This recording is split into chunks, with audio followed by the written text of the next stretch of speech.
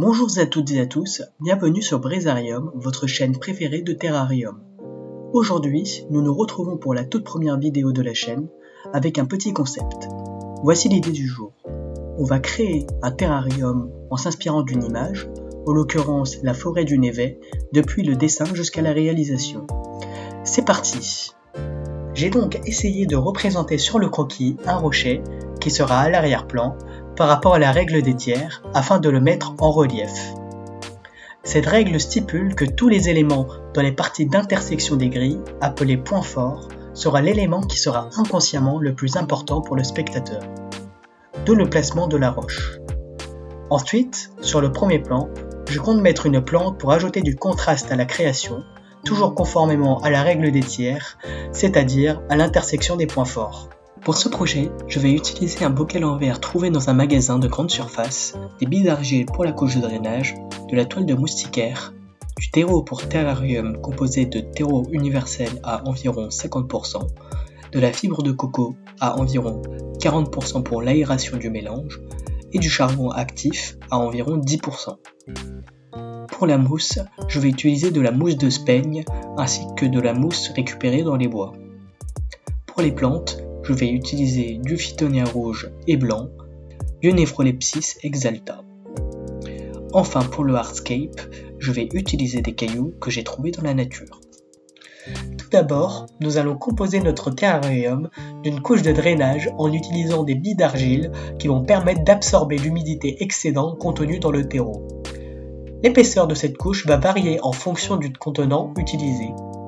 Pour notre construction, on va mettre une couche de billes d'argile d'environ 1,5 cm. Ensuite, nous allons mettre un filet de moustiquaire. Cette partie va permettre d'éviter que le terreau se glisse entre les failles qu'il y a entre les billes d'argile, tout en permettant de faire couler l'excédent d'eau contenu dans le terreau. Sur ce filet de moustiquaire, nous allons mettre une fine couche de charbon actif afin de purifier l'eau et d'éviter l'apparition de moisissures. Ensuite, nous allons mettre le terreau. Comme dit précédemment, j'utilise pour les terrariums un terreau composé de 50% de terreau universel, 40% de fibres de coco et de environ 10% de charbon actif. Ce terreau va permettre à la fois de fournir des nutriments aux plantes, permettre une bonne aération du terreau et de purifier l'eau pour éviter l'apparition de moisissures. Voilà pour la composition de base du terrarium.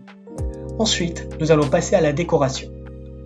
Nous commençons par la partie solide ou hardscape en anglais. Pour cela, je vais utiliser la règle des tiers. Comme vu précédemment, je vais essayer de mettre ma roche, qui sera la pièce centrale de la création, sur un point fort du terrarium. Évidemment, comme on ne peut pas dessiner sur la grille, donc la grille qui est donc celle de la règle des tiers sur le bocal, je place la roche intuitivement.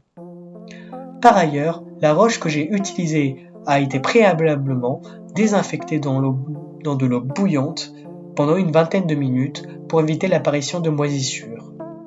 Je conseille de faire cela surtout pour les roches récupérées dans la nature. Après être satisfait de l'emplacement des roches, nous allons mettre de la mousse. Attention, en fonction de comment vous recevez la mousse, il est primordial de traiter la mousse avant de l'utiliser.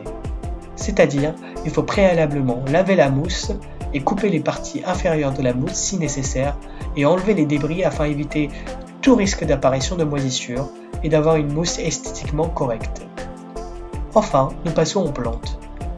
Pour cette construction, je vais ajouter quelques plantes derrière la roche pour ajouter un peu de couleur au projet.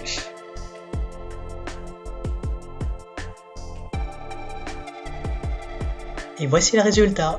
Nous avons donc terminé notre projet. Pour l'entretien, c'est assez facile car le terrarium est autosuffisant en eau. Il suffit donc soit de le laisser dans de la lumière indirecte pour éviter littéralement de cuire les plantes à l'intérieur à cause de l'effet de serre, ou bien de le mettre sous de la lumière artificielle pendant 12 heures environ. Je vais me contenter de la première option car je suis limité dans mon budget. Après, il faut ouvrir une fois par semaine votre terrarium pour y laisser de l'air frais rentrer dans ce dernier. Merci d'avoir regardé cette vidéo. Si vous avez aimé, laissez un petit pouce bleu et abonnez-vous pour plus de contenu terrarium créatif. Et vous, quel concept aimeriez-vous voir dans la prochaine épisode ? N'hésitez pas à écrire vos suggestions dans l'espace commentaire. À bientôt sur Brisarium.